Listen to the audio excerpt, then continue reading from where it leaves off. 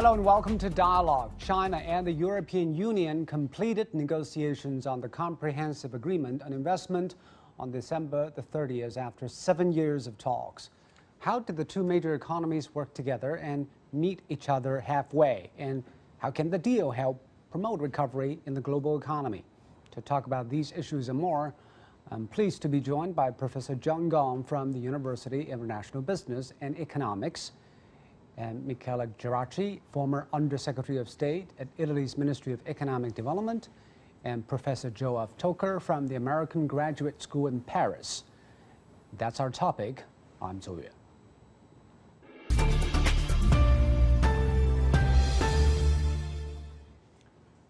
So, John, let's talk about the context of this bilateral investment treaty. Actually, China have overtaken the United States, EU's largest trading partner, in 2020, and the UK concluded the post-Brexit trade deal with the EU. That is the bigger context happening in Europe. Is that context important? I think this is one of the contexts. I think it's also the issue of that both sides would like to complete this round of negotiation, conclude this agreement before the complexities could be possibly brought up by the Biden administration when it comes to power. I think there are both sides. I mean, both sides are willing to reach some kind of a compromise, and I think they also have some pressure coming from the deadline that was already set by the China-European summit that took place, I remember, towards the end of 2019, I believe, right?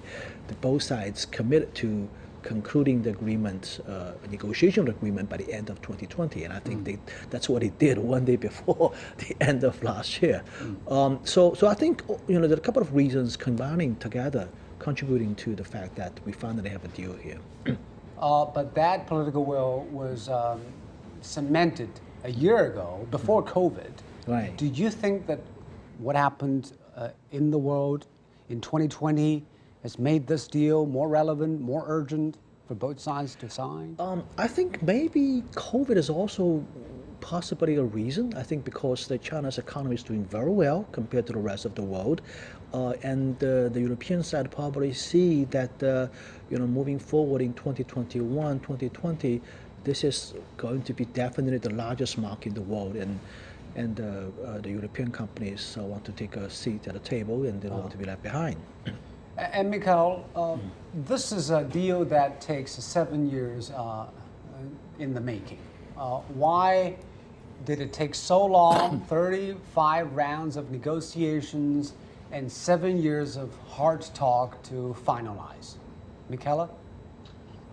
It's typical in these agreements where you have two major economic blocks that really are at different stages of development.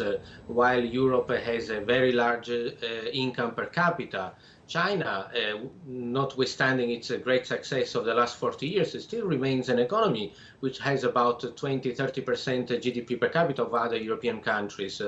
And therefore, the way that the economy in China is structured, the market access, the door that opens for foreign company to invest is a little bit different than the standard that there exists in Europe. And I think this has been one of the reasons, and I've been in a way part of it directly and indirectly over the last few years, because we in the West, when we deal with China, we always ask for open access, for reciprocity. Chinese company can invest in Europe, and European companies normally have issues with the way that they can make investment into China. So over the years, there's been great work also by the European Chamber of Commerce that year by year advocates for more opening up. So it is a normal process. It takes time until the two parties find a compromise, until China finds it and the European Union finds it that it is in their own interest to do it.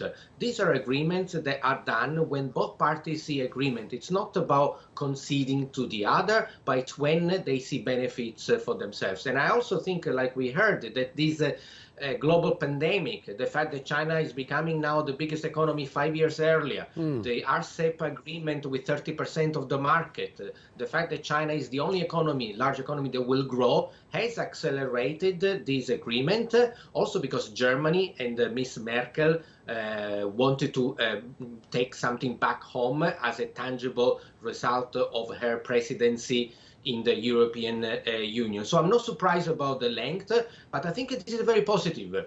I think this is in line with all the agreements that, if I may say, the MOU on the Belt and Road that Italy signed, even the agreement on phase one between Vice Minister Lighthizer and Vice Premier Ljoch, this agreement, the RCEP with the other 14 countries, it really shows that we really want to do business. It really shows that we want to try to find a new platform where countries of all over the world can actually restart doing business together. So I'm very positive. I'm very happy about this agreement, regardless almost of the actual content, because the principle here is more important of whether a certain industry is open, what percentage ownership will be allowed to foreign investors. This may be a detail that will be smoothed out later. But the principle and the message is clear. European Union, Italy, China want to do business with each other, and this is very good. Yes, it will probably be much easier for Europeans and Chinese to make business. But Joao, still people might ask this question, who will benefit from this deal in a greater way? Who is the bigger beneficiary? Or is it a fair question to ask? Well, it is a fair question to ask. And on top of everything, it's a question everybody asks anyway, whenever it comes to international negotiations. And it is indeed being asked in this formula in different capitals of Europe and elsewhere. Now, I would say that I would believe, I'll start from the end, from sort of a bottom line, which I guess would be visible only in a few years from now. Let the treaty first be ratified. It will take, let the text be translated into so many languages, both in Asia and in Europe. Let national Let me interrupt for a second. Do you think it will be ratified by the European Parliament, and what is the time frame? No, it's an interesting point. I think it would be more difficult to walk through the European Parliament barrier, more so than what have been the case, which had already been complicated and lasted for about 7 years, as you mentioned at the beginning of the conversation. There will be more political type obstacles in several European capitals and within the European Parliament, which, as you know, is an elected body in comparison to what the Europeans call the Brussels bureaucracy, which is not an elected one, right? Mainly in the context of traditional claims and actually accusations to the direction of the Chinese government in general regarding this agreement or other go and take and negotiations with China regarding human rights, regarding accusations in the sense of forced labor in China, and other arguments which were part of the negotiations which have been concluded a few days ago. But the overall impression in Europe right now is that the political weight, the political meaning of what had been concluded just before the end of 2020 is more important than the so-called technical ones. And the impression is that regarding so-called technical elements, the specific punctual points regarding advantages of China, advantages of the European, the others were around, regarding those technical points, the Chinese made a better deal. Regarding the political aspects, it was sort of a win-win.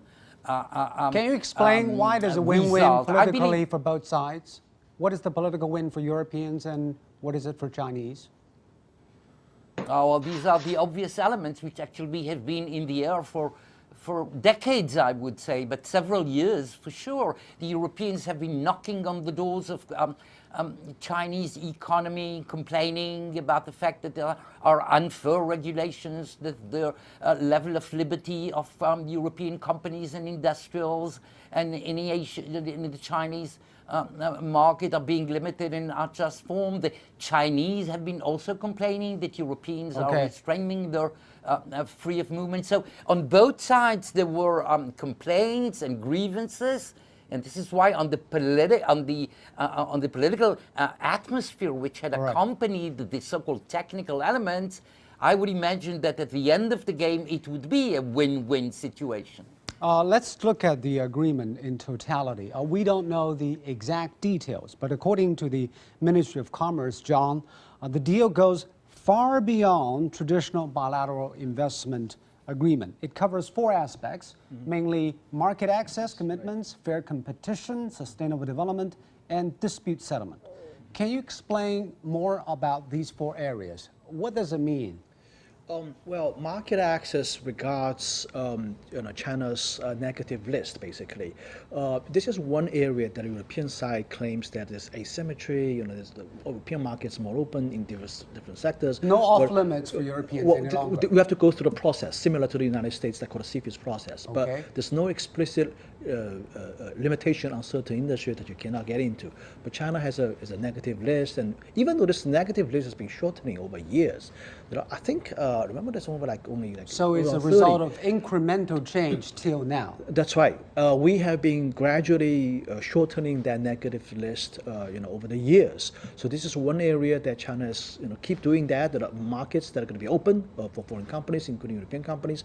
The level playing field, I think that's probably more significant. This regards essentially, in my view, it regards the issue of regulations or policies towards state-owned enterprises. And this is probably one of the other areas that European sides complain most about, because China was perceived as providing help, assistance, state aid, what's called state aid to state-owned enterprises with a very large share of state sector in this country.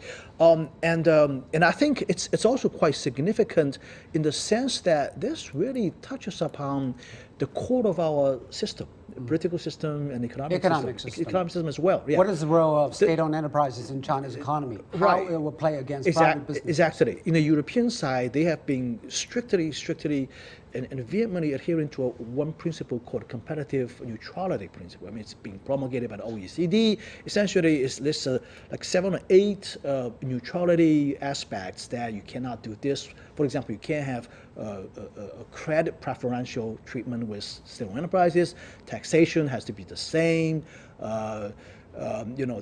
Opening up of the list of subsidies? Well, I mean, for example, your social obligations have to be separate from your business operation. There's a set of rules under the broad framework called competitive neutrality. What about sustainable development? Sustainable development is about environmental issues, and I think also regards it's also the one very important sticking point that has been standing in the way of negotiation for many years. That's with respect to the labor rights protection. China committed to pursuing. Joining the several international labor conventions and the set of conventions that we're going to basically ratify and adopt here in China as well. And I think that's from my reading of the reports is that initially China said this doesn't apply, we don't have these issues. But Europeans said, well, these are good principles, why don't you join, right? So I think eventually they resolved that dispute, then China sort of made some concessions and said, look. So it's moving closer exactly, to each it's other moving closer. in terms of labor rights. Labor rights, yeah. I think that's also quite significant and dispute settlement. Dispute settlement, this is more of a traditional investment protection mechanism. In other words. Where would they go to, WTO, if there's dispute? I think, no. Usually private investments, there are certain arbitration clauses and there are certain rules with respect to these arbitration clauses. And there's also technical details. In local courts? No. Usually it's say in Hong Kong, in Singapore, or in some other areas. But also you can also go to the arbitration panels, not courts actually, here in China as well, or in Europe. So these are the sort of more technical, more traditional investment protection clauses. But I think the more significant things are really the first 3 categories, I think, especially the second one, with respect to the level playing field. This is something very, very significant. Okay, Michaela, your reading, what is the most important aspects among these 4 and why it matters? I think the environmental one is something that is important because there is an alignment of interest in both China, with President Xi Jinping promising carbon neutral by 2060, the European Union, the Green New Deal, and even President-elected Biden likely move back to the multilateral tables, so different change. So for the first time again, we have a realignment of not just economic interests, which we knew, but also political will by the three main blocs in the world. And so I think this combined with the market access is, in my view, very key, because this means that if the negative list continues to shrink, and it will allow European energy companies to invest in China, for example, in the gas industry, which is one step away from fossil, is not the ideal, but it's one step ahead, and then into green electric vehicles, electric batteries, and then I'm thinking also smart cities, software development, and even AI. That is really a combination of two. One element, which is the function, what we're talking about, the environmental and the green economy, and the other one is the market access that will allow this transfer of money and make it more efficient for both Europe and China, because we know that we need it. China understands that it needs to move into a cleaner development, and this has already been going on for a number of years. And the European Union does want to do it. You asked before, I jumped back onto who are the winners. I think the winners are the big companies, and the losers may be the small companies, because we're talking about investment. You need capital, and you need excess capital to invest, not just, and this is not available in the small, medium enterprises. So the big, large European companies may benefit from this deal because they will have better access to the market, to the Chinese market. At the end of the day, we're talking about opening to investment, and so who on the supply side, China opens up its market, and on the European side, we need to see who is it willing to invest, and it will be the large company. So my advice is for the small companies that cannot have the ability to do it, is to need to trail along the larger companies, along the global supply chain. And in that case, they will benefit. Otherwise, they risk losing out. If I may, one other thing on the approval. We don't know the details of the deal, and the more deep the agreement is in terms of obligation for the European member states, the more is likely that the approval does not just need to go to the European Parliament, but also the 27 member states parliament, because the European Commission does not have the jurisdiction to liaise on investment agreements that go deeper, because this is an activity that is run by the member states. So if this remains a high-level agreement with some input, then it will be okay, dealt with by the European Parliament in Brussels. But otherwise, it would need the approval of all unanimous 27 member states. I want to talk about sectors. I could continue this topic. Joab, we haven't seen the detailed text, but there are speculations industries like financial services, telecommunications, and new energies, and even hospitals and medical services will be getting into the Chinese market. So do you agree, as Michele has just said, that the big conglomerates will be the beneficiaries, or maybe some small investors will also get a fair share? Well, I would rather agree with my Italian colleague, because it is in somehow a sort of a mechanical advantage that big companies have when you're speaking about huge markets, such as the Chinese one, of course, but also such as the overall European one.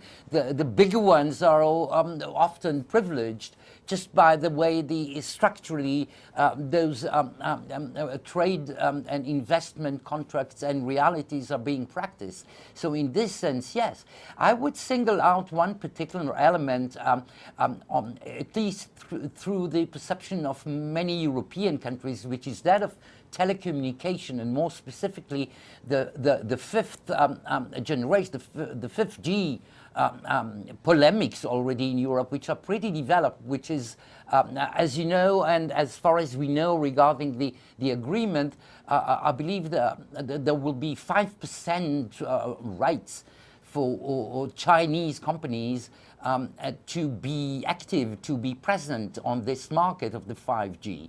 And the both political and ecologically inspired debates in many European countries are rather heavily centered around these issues, not necessarily through the pure economic aspects, but also in terms of security, in terms of ecology, in terms of the planet, in terms of the long-range vision of what we are doing, all of us are doing, in terms of new technologies and possible potential harm that these may cause to us all, well beyond just the financial and earlier economic you said aspects. the political will is already there, so will this deal make it easier for technology companies from both sides to invest in each other? For example, will Chinese Huawei be more freer to sell their equipment in European markets? Well, I believe that the accord limits that domain to only 5% of the overall European market. In this regard, my colleagues may correct me if I'm wrong about this figure, and we have to see whether this figure goes through the entire ratification process. But in any way, I believe, and this is my anticipation, that the debate, both the technical and the political, regarding this issue will be with us in Europe for some time now, and once again, well beyond just the economic parameters, because it deals with an extremely delicate and sensitive issue in the minds of many European countries, which is this of the environment and ecological considerations. Michele, you don't agree that it will be easier for Chinese companies to invest in certain areas which Joab mentioned have national security concerns? I tell you, I do strongly support the technology development in Europe. We are behind, and we need to make up our mind on what we want to do. Because we mentioned company like 5G. Do we need the 5G in Europe? Yes, of course. It is the basis of what we need. GDP grows because people increase, land increase, capital increase, or technology improvement, and we don't really have the other three. So the only hope that we have in Europe to grow our economy is the development in technology, efficiency, and so on. So 5G, telecommunication and 5G is part of it. Now, 5G has been a little bit, let's say, blown out of its proportion in my view, because it has become a contagious item, and we know, between the US and China, because China is moving ahead with Huawei, maybe better than other manufacturers, better than Nokia and Ericsson, because to be honest, if Nokia or Ericsson were better than Huawei in terms of value for money, we would not even have the debate. Every European telecom carriers would choose let's say, a European operator. They would not go and look for Huawei. So the reason why they are considering it, and because Huawei has been in Europe for 10, 15 years already, is because there is a clear quality differentials and price advantage. I want to talk about another very important stumbling block, possibly, because a week before the negotiation of the deal, Jake Sullivan, that's the national security advisor to U.S. President-elect Joe Biden, he weighed in with a tweet referencing a story on the accord. He said, "Early consultation with European partners on our common concerns about China's economic practices." But obviously, the Europeans have undercut the U.S. politicians' explicit hinting at don't sign this until we weighed in. So what is happening? Joab? Well, this is an extremely important element, of course. We've been advanced in this conversation. We haven't mentioned the term, the name of the United States of America yet until right now. I'm glad we do that. Yes, of course. This was a rather unusual type of intervention of the future national security advisor of President Biden, Mr. Sullivan, right? He did it in sort of a low-key format, but don't forget that this is just the administration. The Biden administration is not yet in power, and we know how complicated the situation is in this sense in Washington. So yes, we have to see, in terms of Europe, but I believe that the Chinese perspective would be similar. We have to look at it as sort of a triangular situation in which we have the Americans, the Chinese, and the European, and those three poles of the triangle are negotiating between them. So yes, we'll have to see what will be the concrete position of the Americans in this sense, and the level of liberty the Europeans will or will not be able to take in regard to their traditional allies, which are the Americans. We have also collected some opinions from social media users on what is happening between Chinese and Europeans about this investment treaty. Famebar Birmingham said Sullivan didn't commit to lifting tariffs on EU. Canada said EU cutting investment deal with China a repudiation of 4 years of Trump's trade policy. So is it just a repudiation of Trump's trade policy, or it is a strategic repositioning of Europeans? Michela? It's not a geopolitical repositioning, and I want to reassure our American allies, everyone has the same interest. This agreement that the EU did with China, the MOU that we and I personally did with China, and the agreement that the United States did with China on the phase one are all the same things. Everyone wants to do more business with China. The US has its own phase one agreement. We have the Belt and Road. We now have the investment agreement. There is absolutely no contradiction. So the fact that the European Union did not discuss with the United States is the mirror. Lighthizer did not discuss with von der Leyen about the phase one agreement. Be careful. It takes trade diversion out of Europe into the US. So we accepted it. We understand. I think the US did well with China to negotiate a deal in their own interest. I think Europe did well to negotiate a deal in their own interest. But there is no. I think you know what? In this world of pandemic and disaster, I think we are not going to work with anyone. The geopolitics are something that it was okay in the 60s and 70s.